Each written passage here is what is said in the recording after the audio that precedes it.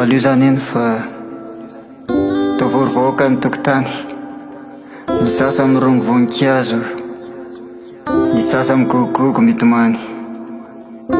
Satsy kopy ninninona nefa maninana ty amiko daholo masonkilona.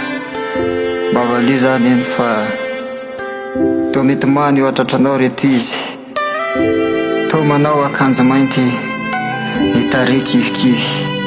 Neny a zakanao ve raha zany lasa loha, satinao ve raha atory a de tsy hifo. Eny e, tsy tiako mbolo ho faty anao fa tiako mbolo hifo. Mba valio zany eny a. Moreno verinen,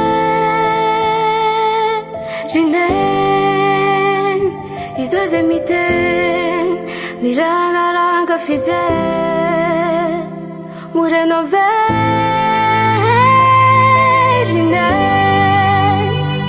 izo zay miteny to misy mampahery.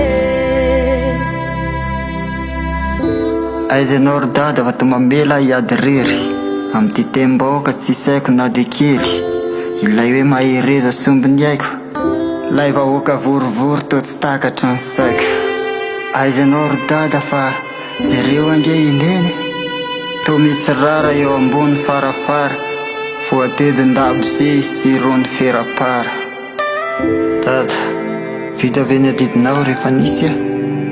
Toro ihany ny zaza indrindra zazalahy. Mba hainao ve fa farafahoriana ty mahazo ah, ilay kamboty reny zao ty kamboty raitsinahy. Moreno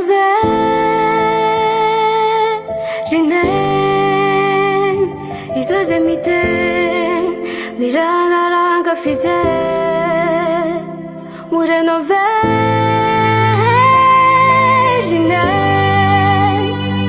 izo zay miteny to misy mampahery.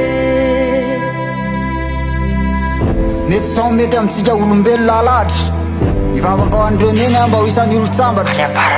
Mitrakara tojo fahoriana lesy dada, fa raha maso tsy mahavefaty. Isikiny reo teny kely nataony tamilahy, isikiny atao very ho alao anaty. De enao zay mandrety vazo ty anio, manampy anao foany jazay foana tadio.